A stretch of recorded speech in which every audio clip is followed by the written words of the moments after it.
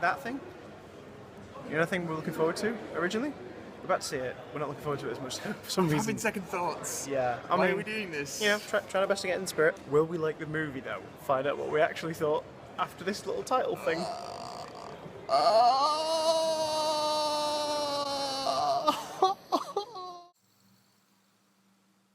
We didn't like it. No. Suicide Squad is a 2016 movie. It's the third movie in the DCEU. It takes place after the events of Batman v Superman, and if you haven't seen that movie, this movie opens with a pretty big spoiler from that one. The film is about Amanda Waller, a government hardass who basically wants to assemble a team of metahumans and exceptionally skilled criminals because she predicts that World War III will happen soon, and it will happen between the superpowered, so they want to be ready.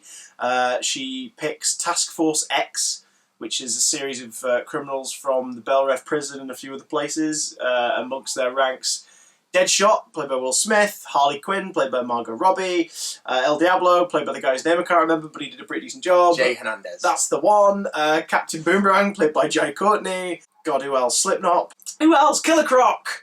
I love me some Killer Croc, so it was nice to see Killer Croc. And leading the team is Rick Flag, a military man. And he's dating a lady who's possessed by the Enchantress, who is also a member of the Suicide Squad, in theory. And Katana's in there as well for some reason. Some magic stuff happens.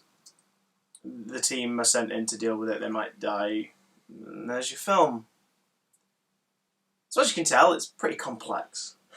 I think you actually turned it around at one point towards the end of the movie and asked me when the plot was going to start. Yes. Yes. There's one minor spoiler we kind of have to mention to explain certain things about the story, which is the villain is attached to the story of one of the squad members, but it's not the one you're thinking.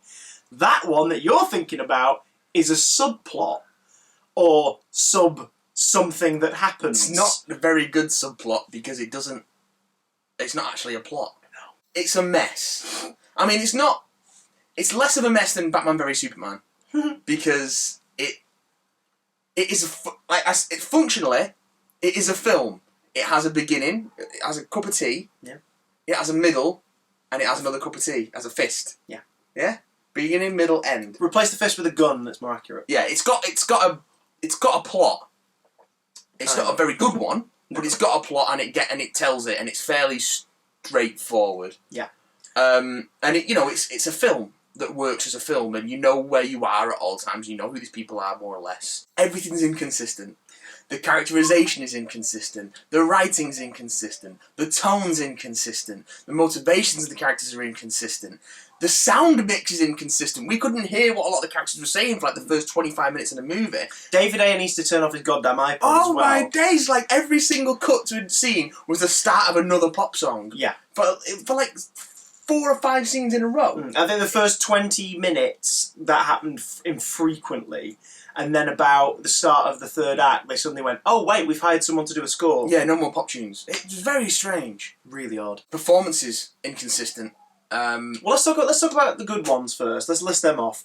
Will Smith. Will Smith it's the first thing I've enjoyed Will Smith in for a while. Yeah, Will Smith's Deadshot. Yeah. But that isn't a bad thing. That's what Will Smith needs. Deadshot's an interesting character, but I don't think Deadshot is a character interesting enough to carry a movie. So to Will Smith Deadshot works because Will Smith is a charisma machine, unless it's After Earth. He can really make things. You know, choices he makes are always entertaining.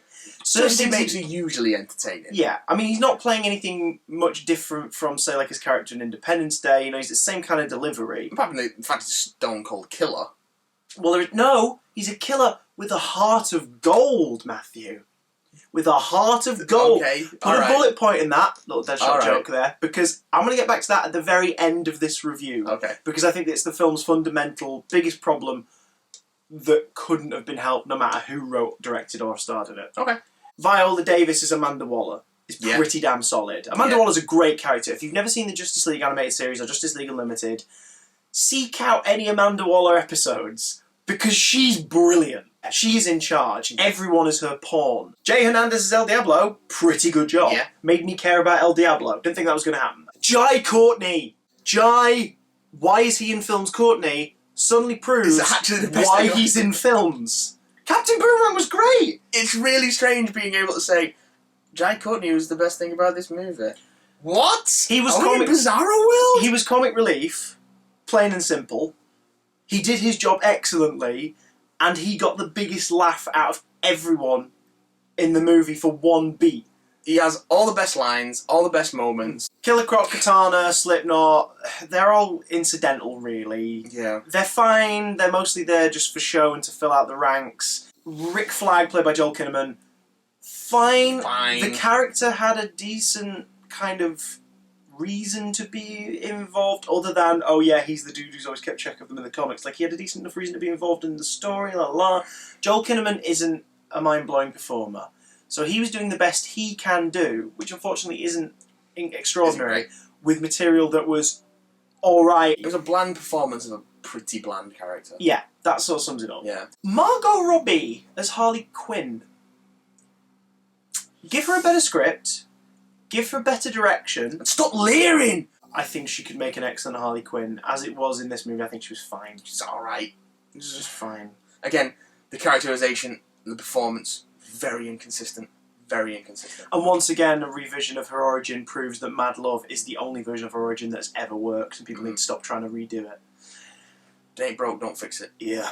Speaking of broke, Cara Delevingne. She might be excellent. I've not seen her in any drama stuff, so maybe elsewhere I would like her, but here I was just kind of like, I feel you've been hired because you're a name and because you look good half naked. As far as action set pieces, one thing that I've noticed a few critics have mentioned of David Ayer's previous movies is that he shoots action too close. You don't get to enjoy it. And I think that is very true of this movie as well. You don't really get to see it. There's no really cool action moment in this film.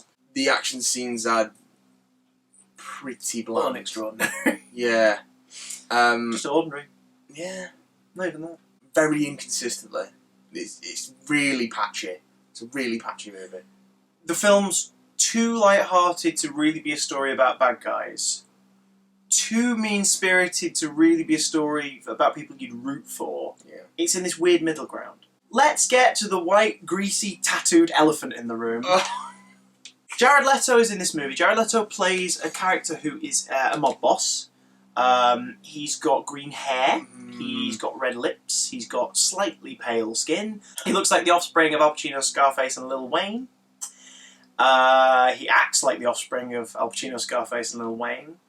And for some reason, everybody keeps calling him the Joker. That's odd, that, because I thought that was another character in the DC universe. Yeah. I thought he was something that they were going to do later. People keep calling him the Clown, but he doesn't look like a clown. He doesn't act like a clown. He doesn't have the humour of a clown. He doesn't tell a single joke. Smiles maybe 3 times. His entire story is basically just, I want to have sex with this lady I brainwashed. That's his story.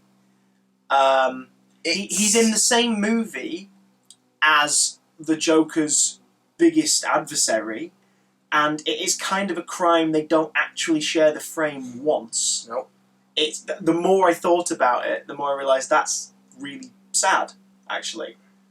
They don't share the frame once. They share a scene, but they don't interact or are on camera at the same time. They're separated by the roof of a car. It is by far the worst on-screen interpretation of the Joker I have ever seen. Yeah. It is... We'll go more into this in spoiler talk, because... It's inconsistent. It has no flavour. You cut all the Joker stuff out of the movie, and it would actually improve the pacing of the movie, one thing. And it would probably improve Harley as a character. I think of it like this. Anyone who's done GCSE drama, because everyone always does an end-of-year piece that's edgy and a little bit thing. It's always about sexual assault or a murder or something a bit ghost, like, supernatural. Like, that's what everyone always bloody does. Jared Leto's performance as the Joker is as if a student went, I'm going to play a psycho in my GCSE final piece, did a mood board as part of their coursework, was like, oh my god, I love Ledger's Joker. So put pictures of Heath Ledger's Joker and maybe a few pictures of Scarface on their mood board, and then went in to do their performance with just those 2 things in mind. It isn't all Jared Leto's fault. A lot of it is script. I think you a lot of it's direction. I think you put it best when you said that basically he does a Heath Ledger voice and pretends to be a snake. That's kind of what he does. I don't know what he's going for, but it doesn't feel like the Joker. And considering how different the various Jokers have been, they all feel like the Joker. Ledger's is probably the most separate from the source material in terms of how he presents himself, but the character is there. That's definitely the same character. There's nothing humorous or jokey or clowny about this character, so why he has his name... It's like she hangs with the clown. What clown? Don't Yeah. you mean the really weird, creepy-looking Little Wayne guy? Yeah, he's like a pimp. It doesn't work at all, and the movie would be better if it was just excised completely. Which brings me to my final thought. This is a movie that's meant to be about the bad guys. They are bad guys through and through. They are nasty pieces of work. But it goes into the Hollywood convention of, by the end, they have to have done something good to redeem themselves, to prove that they're not all bad. That's the story. No matter who was telling this, that is always going to be underwhelming. Because you go to the Suicide Squad movie wanting to see villains be bad guys. And they're going to be enjoyable to watch and likeable, because bad guys can be, but they should still be bad guys. They're always going to turn good. That's the narrative this movie was always going to have. It's Hollywood. It's never going to be different. In the comic books, they can still be bad guys, because when you pick up that book, you're doing it by choice. If you want your good guys, you can pick up a superhero book next to it off the rack and read that as well. The movie was always going to turn them good. The Suicide Squad was never going to work as a flat-out movie without you going, well, not really bad, were they? It was misunderstood. I don't think the film's misunderstood. I think the film's misguided. I give it a pretty standard 2 stars out of 5. The reason it gets the 2 is because I think there are some nice visual choices. I do like a lot of the effects work in the movie when it's on show. Viola Davis, Will Smith give really good performances. It reminds me of the mid-2000s superhero movies. So if you kind of find entertainment in Ghost Rider or X-Men The Last Stand or stuff from that, like Daredevil, if you find entertainment from films from that time, you'll probably like this. It's wildly inconsistent. There are pleasures to be had, but they're few and far between. Don't go and see this at a cinema. Wait till it comes out on DVD or on digital. Rent it, Borrow it off stream it, someone. whatever.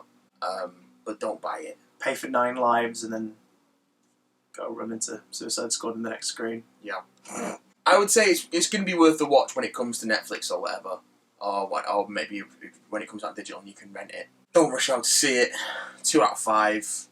Inconsistent. Just not very good. Not awful. No, definitely not BVS.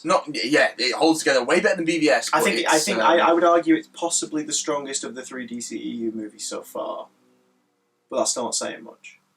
I would have given Man of Steel a 3 out of 5, so... Oh, fair enough. I'll give this you're wrong, but fair enough. I'll... But what do you think? Have you seen Suicide Squad?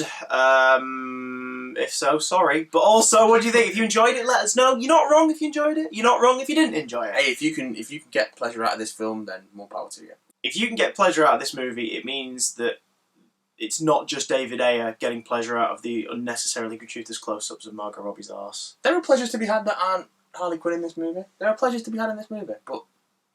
You know her bum got more focused than Katana and Killer Croc did the whole film. We need to do this spoiler video because I've got things to say. We'll see you tomorrow for part 2.